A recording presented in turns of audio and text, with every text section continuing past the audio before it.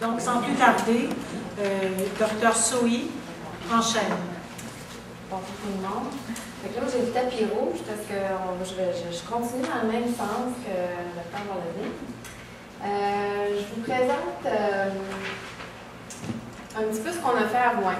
C'est là que je travaille comme médecin de famille.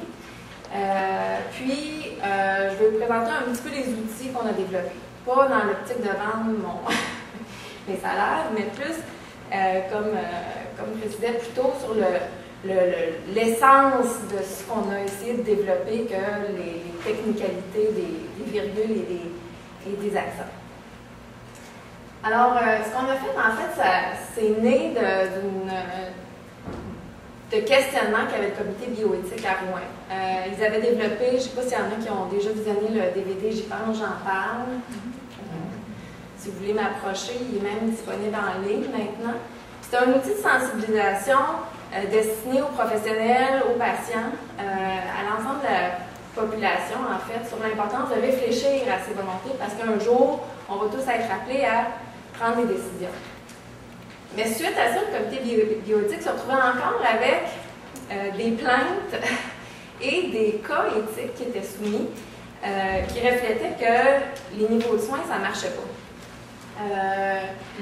Notre feuille était principalement, se voulait être un outil multidisciplinaire, mais c'était exclusivement utilisé par les médecins. Puis un petit peu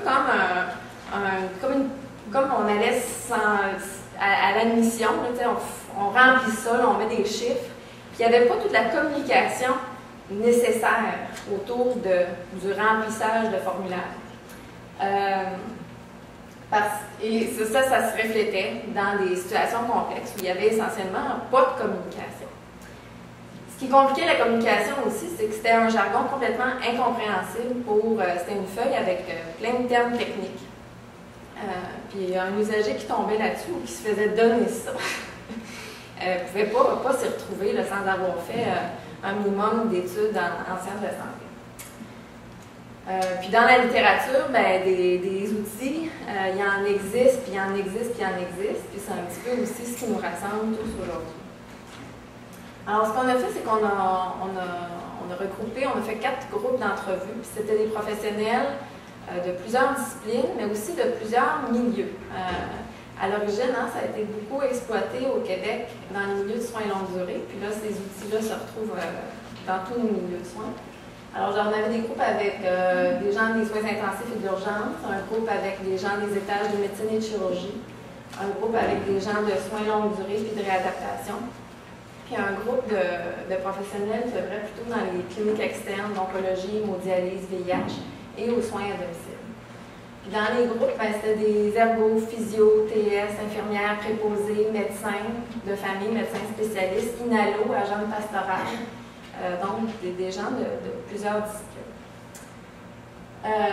La première série d'entrevues, on est allé chercher des experts. On n'est pas allé au hasard chercher n'importe quel professionnel. On est allé chercher des gens qui étaient ciblés comme étant des bons communicateurs. Puis on leur a demandé qu'est-ce qu'ils faisaient, comment ils faisaient pour aider le patient à prendre part à ces discussions-là. Parce que si c'est une obligation d'obtenir le consentement éclairé, c'est pas nécessairement... on n'a pas nécessairement des contextes qui donnent l'opportunité aux patients de le faire, de vraiment participer à leur choix de soins. Donc, ça vient à nous, aux professionnels, d'aller les chercher et de les faire participer. Et donc, c'était ça la première partie. Suite à cette première partie-là, on a développé donc des nouveaux outils avec les réponses qu'on vous avait données. Puis la deuxième, on est retourné avec les mêmes gens, puis on leur a fait part de nos outils pour leur demander ce qu'ils en pensaient, puis les corriger par la suite. Puis bon, oups! Bon, ça, mes petites animations ont disparu, mais c'est pas grave. En fait, ce qu'on se rend compte, c'est qu'il y a de la communication qui se passe entre les professionnels. Les professionnels, entre eux, se parlent des cas. Et il y a de la communication qui a lieu entre tous les professionnels, pas juste le médecin, et le patient et ses proches. Puis, émane de ça une décision de traitement. Puis ce qu'on voit là, c'est que le médecin, il a un rôle qui statue auprès du patient. Il va annoncer un diagnostic, il va annoncer les options de traitement, puis il va finir par prescrire le traitement. Alors, il statue même si le patient est le décideur. Les autres professionnels, les professionnels non médecins ont des rôles tout aussi essentiels, mais plus joués dans l'ombre. Ils observent les patients, ils stimulent des réflexions. Avez-vous pensé à... vous savez poser, vous devriez demander cette question-là au médecin. Ça me semble important ce que vous dites là. Il faudrait en parler aux médecins. Et quand ils se retrouvent entre professionnels, bien là, le médecin est encore une fois le prescripteur, mais les autres professionnels jouent des rôles d'influence. Et souvent, ça va, on vient de l'entendre, là, mais ça a été dit et redit dans les focus group également, que c'est les professionnels non médecins, des fois, et particulièrement les infirmières, qui agitent le drapeau rouge en disant « Coucou, je pense que ce patient-là, il est en fin de vie, il faudrait peut-être faire quelque chose en ce sens. » Alors, les outils qu'on a développés, bien, à partir de ces conclusions-là, ça nous semblait essentiel de légitimiser un peu le rôle que jouaient les professionnels non médecins. Et d'où le premier outil, on a décidé d'en faire deux plutôt qu'un, qui est la feuille entre nous. Donc, un outil qui s'adresse aux professionnels non médecins parce que retrouver les notes de l'infirmière qui a vu ce patient-là il y a 2 ans, quand il est arrivé pour la même raison à l'urgence, c'est à toute fin pratique impossible. Juste lire toutes les notes qui sont écrites pendant un épisode de soins, c'est un défi. Alors, retourner dans le dossier antérieur, lire les notes des physios, des ergos, puis des inalos, puis il y a 6 ans, ça ne se fait pas. Donc, il y a une quantité d'informations qui se perd. Et aussi, ce que les professionnels non médecins nous confient, c'est un problème de légitimité. Je me sens mal à l'aise comme nutritionniste d'écrire sur ma feuille de nutritionniste en hémodialyse que le patient il veut arrêter son hémodialyse. Il me semble que ce n'est pas la bonne place pour écrire ça. Donc ça, c'est le premier outil. Puis le deuxième outil, ben, mettons nos pilotes et assumons que les choix de soins, ce n'est pas quelque chose de multidisciplinaire. La prescription comme telle, elle est médicale. Et donc, on a un outil qui est adressé au médecin, qui est une prescription, et un outil qui est qui permet un peu d'aller chercher de la viande. Alors, la feuille entre nous permet aux professionnels non médecins de documenter et de transmettre des informations qu'ils obtiennent souvent. Hein, les préposés, quand ils nous disent, les patients sont tout nus avec nous, ils sont dans leur plus grande intimité, leur plus grande vulnérabilité. Des fois, c'est nous qui sommes la continuité des soins. Les infirmières changent, les médecins changent, puis nous, on reste là. Reçoivent énormément de confiance. Puis les directives qu'on donne aux professionnels, c'est que ce n'est pas une collecte de données, c'est pas quelque chose d'obligatoire. Il y a des ouvertures qui se présentent, il y a des confidences qui sont faites. C'est ça les occasions. Toujours en respectant, par contre, la personne, puis l'aviser que cette information-là est notée quelque part pour pas que le patient client se sente trahi. Et sans amener non plus des interprétations. Donc, puis ce qu'on a mis sur cette feuille-là, c'est un petit peu ce que nos experts communicateurs nous ont confié. C'est quoi qui est important quand on décide d'aller aux soins intensifs ou pas, de prendre la chimio ou pas, d'aller à Montréal pour une choro ou pas. Ben, c'est pas juste les technicalités d'avion, puis de pic-pic, puis ça englobe beaucoup plus large. Alors, ça sert d'inspiration des sujets qu'on retrouve aussi dans la littérature qui influencent la complexe décision de choisir d'avoir tel soin ou un autre. Donc, en grande catégorie, là, la compréhension de la maladie, les craintes que la personne peut avoir, les impacts, les répercussions fonctionnelles, la qualité de vie de la personne, ses objectifs, ses croyances, ses espoirs. Puis aussi, on en profite pour... parfois, on se retrouve en situation de crise, puis on n'a aucune idée c'est qui la personne qui a été identifiée comme porte-parole. Pour la feuille choix, ben, et puis ça, c'est volontaire, hein, d'avoir appelé ça choix plutôt que niveau. Chez nous, on trouvait qu'il y avait quelque chose de très péjoratif à parler de niveau, comme si, à un moment donné, ben, c'est ça, qu'il y avait quelque chose de plus, puis qu'il y avait quelque chose de moins. Alors que des fois, plus, c'est pas plus de technologie. Des fois, c'est plus d'humanisme. Et donc, on a essayé de changer le vocabulaire, d'appeler ça une feuille de choix de soins, et non pas de niveau de soins qui impliquait qu'il y avait quelque chose, qu'il y avait des gens qui en recevaient plus, puis qu'il y en avait des gens qui recevaient moins. Puis qu'on descendait ou qu'on montait en grade là, selon notre état. Puis c'était essentiellement l'objectif de ça, c'était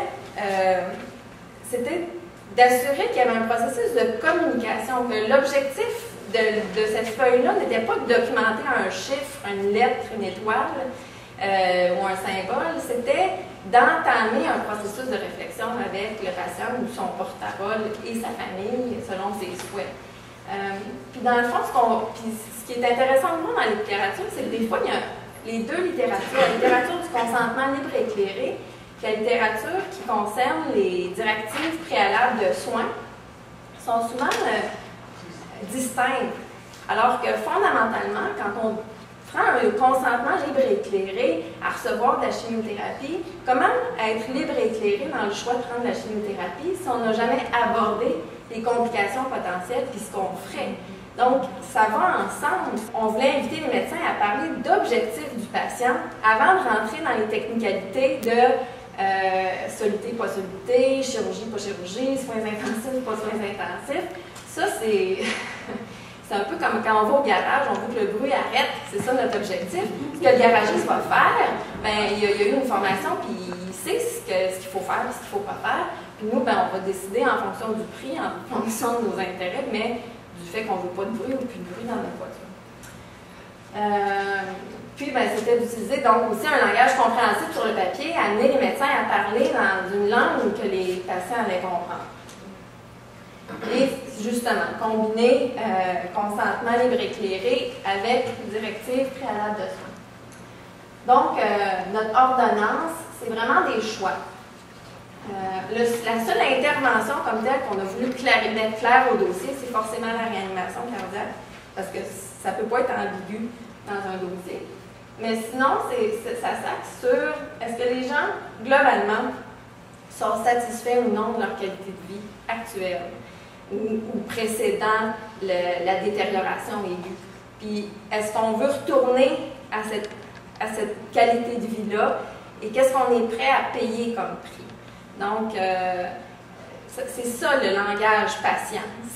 Avant de rentrer à l'hôpital, avant-hier, là, êtes-vous content, êtes-vous heureux ou vous priez tous les soirs pour que petit Jésus vienne vous chercher? Et à partir de là, on travaille sur qu'est-ce qui est confortable, qu'est-ce qui est inconfortable pour vous, quel prix vous êtes prêt à payer pour que le bruit dans votre voiture disparaisse. Et d'où l'importance du verso, forcément. C'est que là, si on parle d'objectifs, bien, il faut après ça, après on rentre dans les technicalités de, bon, bien avec ce que vous nous dites, il faut qu'on discute de l'intubation. Ça, c'est quelque chose qui pourrait être offert à vous. Est-ce que vous pensez que ça serait trop inconfortable pour vous ou pas? Ou un tube de gavage, ou un soluté. Ou un soluté, ça veut dire être hospitalisé. Donc, voilà, ça nécessite d'aller détailler des interventions spécifiques à la condition de la personne. On n'a pas besoin de parler d'hémodialyse avec quelqu'un qui a une bronchite chronique. Peut-être un jour, par hasard, on va avoir besoin de ça, mais parlons d'interventions qui ont rapport avec l'état du patient. Alors, en gros, mes messages clés, c'est qu'il n'y a pas juste les médecins dans cette affaire-là, puis je crois qu'il faut faire une place aux professionnels non médecins qui ont des rapports privilégiés avec nos patients, nos clients. Puis, je réinsiste sur le même point, c'est que l'outil bleu, rouge, des chiffres, des lettres, à l'endroit, en vert, l'important, c'est qu'il soit conçu de manière à favoriser un dialogue avec nos patients, clients, leur famille.